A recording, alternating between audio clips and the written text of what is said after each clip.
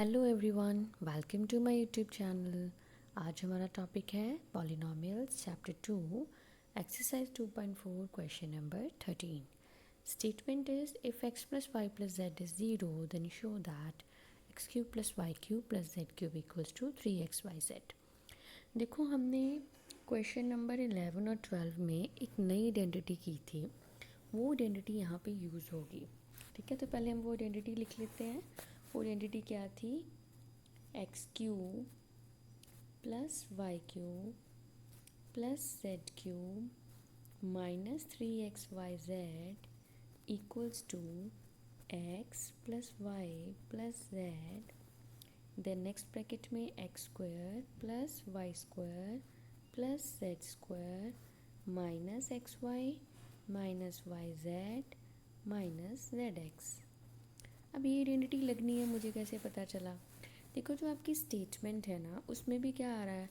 X cube plus y cube plus z cube. बस फॉर्मूले में मेरे पास -3xyz है, उसके पास इक्वल्स टू में है। ठीक है, तो देखा जाए इसकी सिमिलैरिटी है इस फॉर्मूले के साथ, तो इसीलिए मैंने यही आइडेंटिटी यूज़ की है यहाँ पे।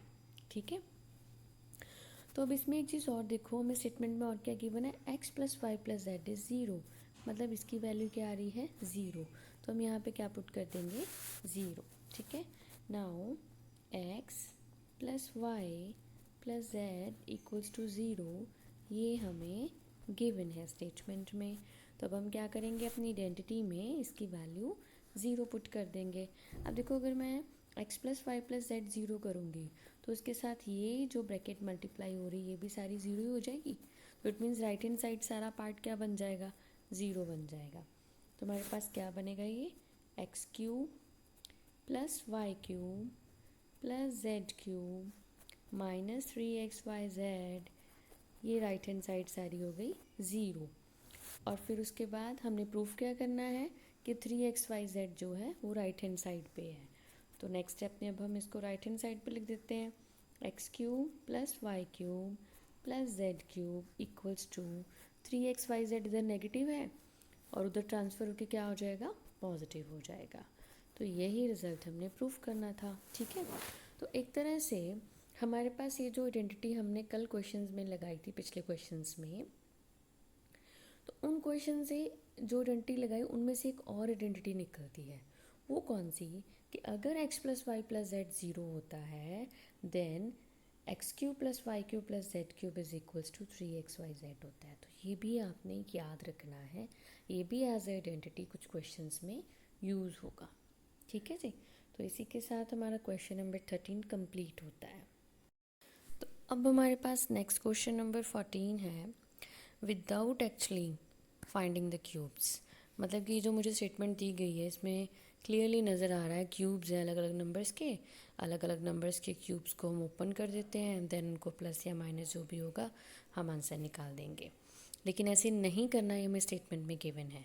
तो अब हम इसको कैसे करेंगे? अभी हमने जैसे क्वेश्चन नंबर 13 किया, इसमें कुछ वही आइडेंटिटी यूज़ होगी। देखो, ये अलग अलग 3 नंबर्स के क्यूब्स आ रहे हैं। तो हमने किया था कि अगर x plus y plus z 0 होगा तो मैं यहाँ पे लिखूँगी if x plus y plus z is 0 then मेरे पास क्या फॉर्मूला होगा? X cube plus y cube plus z cube is equals to 3xyz।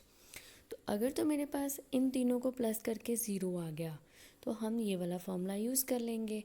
ठीक है, और ये तीनों में ये देखो क्यूब्स आ रहे हैं अलग अलग, और स्टेटमेंट में भी मेरे पास तीनों के अलग अलग क्यूब्स आ रहे हैं। तो पहले हम चूज़ कर लेते हैं एक्स वाई जेड क्या है। एक्स है -12, वाई क्या है 7 एंड जेड क्या है 5। तो अभी हम पहले चेक करते हैं क्या इन तीनों को प्लस करके 0 बनता है। तो हम देखते हैं, ये -12 आया प्लस 7 प्लस 5, ये क्या बना? -12 प्लस 12 दैट इज़ 0। यस, ये 0 बन गया। अगर ये 0 बन जाए तो इट मीन्स देन हमने क्या लिखा था? X plus y plus z is 0, then x cube plus y cube plus z cube equals to 3xyz।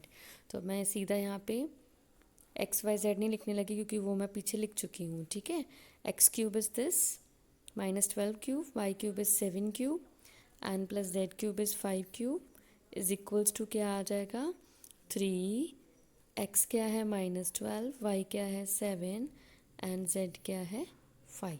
ठीक है, तो इनको जब हम अब मल्टीप्लाई करेंगे, माइनस सिंगल टाइम आ रहा है तो आंसर में माइनस हाथ में आएगा, और ये तीनों चारों टर्म्स को मल्टीप्लाई करके मेरे पास बन जाएगा 1260।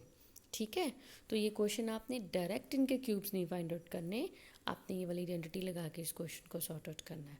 अब सपोज ये वैसे तो इनमें x plus y plus z करके 0 बनता ही है, और बनेगा फिर आपने ये फॉर्मूला लगा देना x cube plus y cube plus z cube equal to 3xyz। तो अब हम करते हैं इसका सेकेंड पार्ट।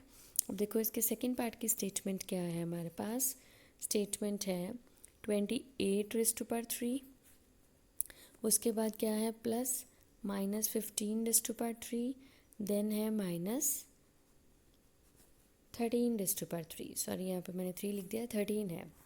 तो अभी हम सबसे पहले क्या लिखेंगे, वही फॉर्मूला लिखेंगे। If x plus y plus z is 0 then हमारे पास क्या आएगा, फॉर्मूला क्या आएगा, x cube plus y cube plus z cube is equals to 3xyz। And what is what is x here? X is 28, and what about y? Y is -15 and z would be -13। अब हम क्या करेंगे, पहले हम check करेंगे कि इनको plus करके 0 बनता है कि नहीं बनता।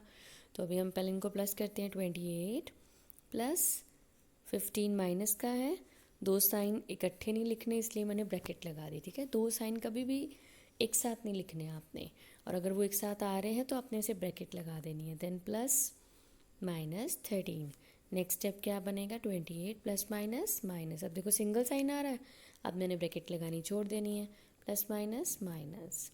तो ये बना 28 माइनस माइनस प्लस हुआ, और बड़ा नंबर है 15, 15 का sign minus, that is -28, that is 0। ये 0 बन गया।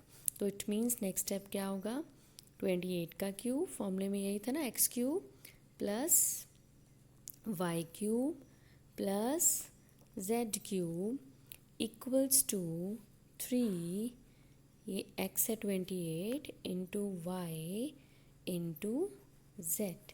अब हम इन तीनों चारों को क्या कर देंगे, मल्टीप्लाई। माइनस माइनस क्या हो गया, प्लस हो गया। तो चारों टर्म्स को मल्टीप्लाई करके हमारे पास प्लस का 16380 ये नंबर बनेगा। ठीक है, तो ये हमारा 14th के सेकंड पार्ट का आंसर आ जाएगा। तो इसी के साथ हमारा 14th क्वेश्चन भी कंप्लीट होता है। एंड आई होप आपको ये नया कंटेंट, ये जो इसमें नई आइडेंटिटी यूज़ हुई है, आपको समझ आ गई होगी।